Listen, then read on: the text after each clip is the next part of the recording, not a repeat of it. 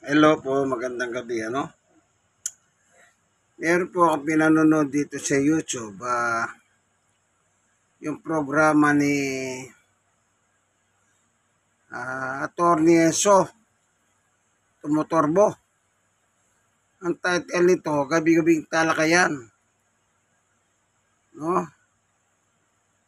Close parenthesis, 02/18/2025. Tulad kay Attorney. Ang title nito, tulad kay Attorney Enzo, hindi rin napasuko ni Marcoleta si Commodore Tariela. Okay? Maganda ito. Pag panoorin po natin ito kay alam niyo, itong si Marcoleta, si congressman, sagip party list ng Iglesia ni Cristo. Sa Iglesia ni Cristo, ang batas, hindi ka pwede sumali sa politika. Kaya nagtataka lang ako, bakit pinagbigyan itong si Marcoleta?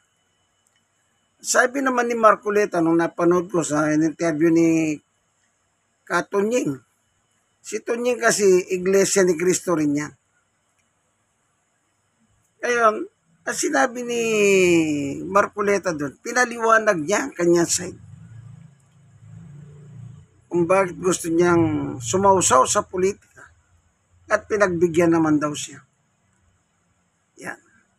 Eh di kung ganun pala, sira pala yung batas ng Iglesia ni Cristo. Natatag ni Yumaong Felix Manalo Isagon.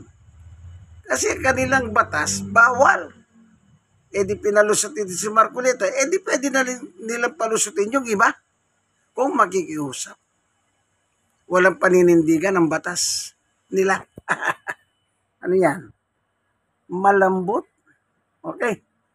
Panoorin po natin itong vlog ni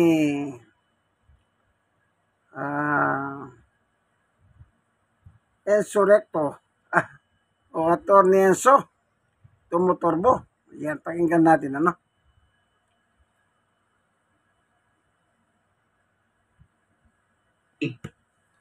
Ay noong February 4 nga, 41 kaming vloggers na invited.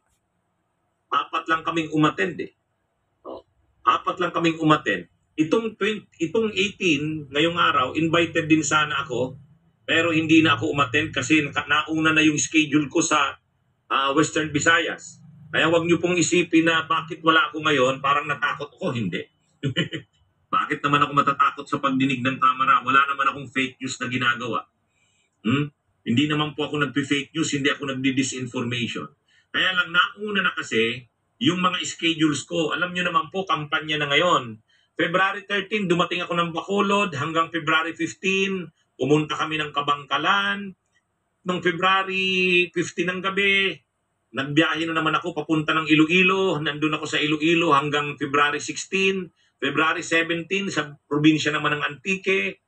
Tapos kanina, saka lang kami umalis ng Iloilo. Kararating ko lang ng Bicol. Kaninang alas 6. Kaninang alas 6 ng gabi. Kaya grabing pagod ko pa. Ngayon, tiningnan ko yung nangyaring TRICOM hearing ngayon. Mga kabunyog, mga kababayan, wala. Hindi rin napasuko ni Marcoleta si Tariela. Hindi napasuko. Ang naging issue ng dalawa, yung tungkol sa pagtawag daw kay Marcoleta na traidor. Alam niyo itong si Marcoleta, pumupunta doon sa pagdinig ng TRICOM, para lang may kumprontahin yung mga gusto niyang kumprontahin. Tulad ng February 4, ako yung kinumpronta niya doon. Ngayon naman, ang kinumpronta niya naman si Tariela. Noong February 4, kinumpronta niya ako, bakit ko daw siya tinawag na manlilinlang at wag daw yung vlog ko kasi, ang title, wag maniniwala sa panlilinlang at pakulo ni Marcoleta. Yun ang inano niya ako. Kinumpronta niya ako doon. Pinapa-apologize niya ako. Ay, hindi naman ako nag-apologize. Sabi ko, I'm sorry Mr. Chair, but I won't apologize. pinapasight niya ako in contempt. Ay sabi naman ni Congressman Dan Fernandez, unfortunately, Congressman Marcoleta, you are not a member of this committee. So hindi niya rin ako na-cite in contempt. Hindi naman pala siya member ng committee.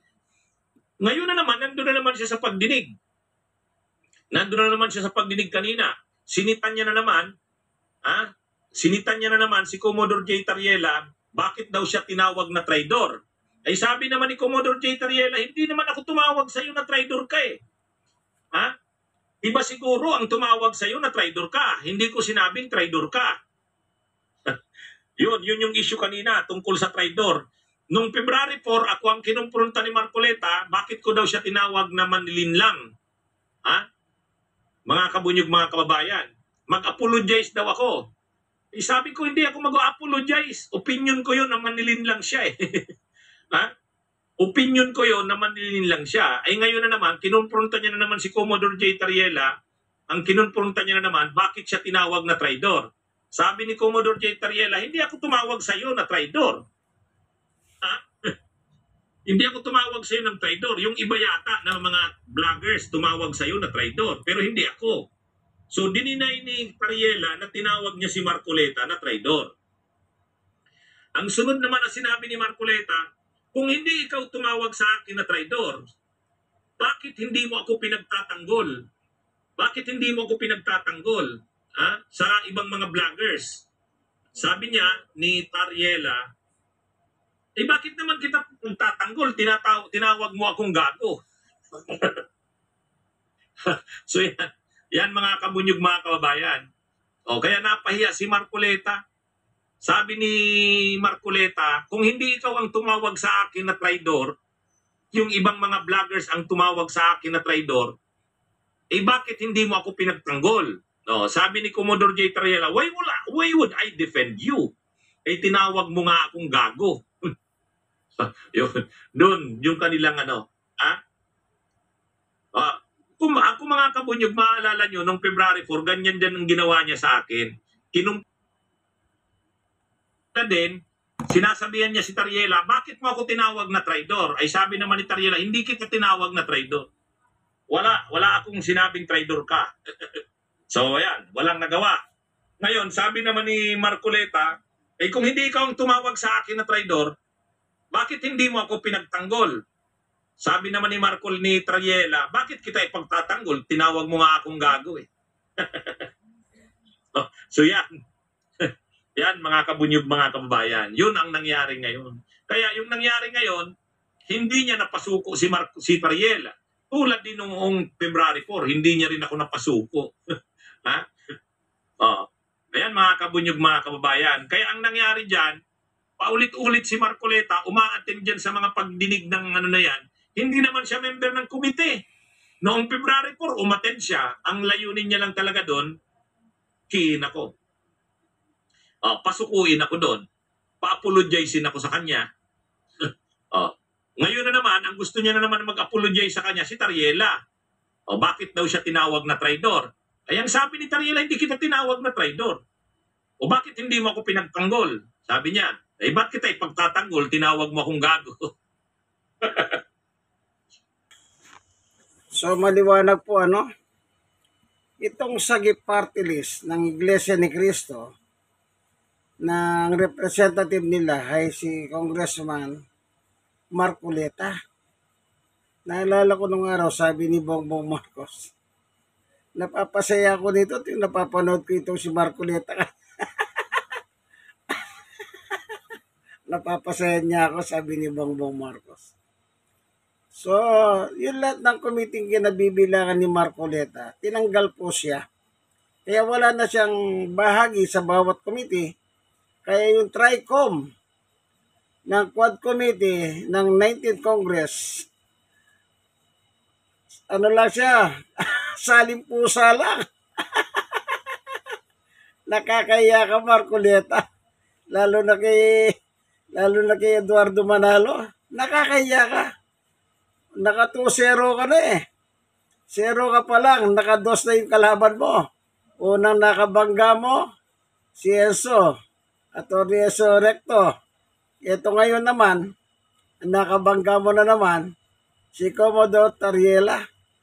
Nakakaya ka? Ha? Naka 2-0. 0 ka pa lang, wala ka pa naisko. O tandaan nyo po yan po isang INC, Iglesia ni Cristo, na tinatag ni Yumao Felix Manalo na Antikristo. Huwag po kayo tatangkilik sa Iglesia ni Cristo. Mga Antikristo po yan. Walang paninindigan. Ngayon, eto, may bago na ngayon si spokesperson ng INC, si Sabala. Dati, naninindigan sila, huwag ipit si Sara. Ngayon, iba na kanyang tunog.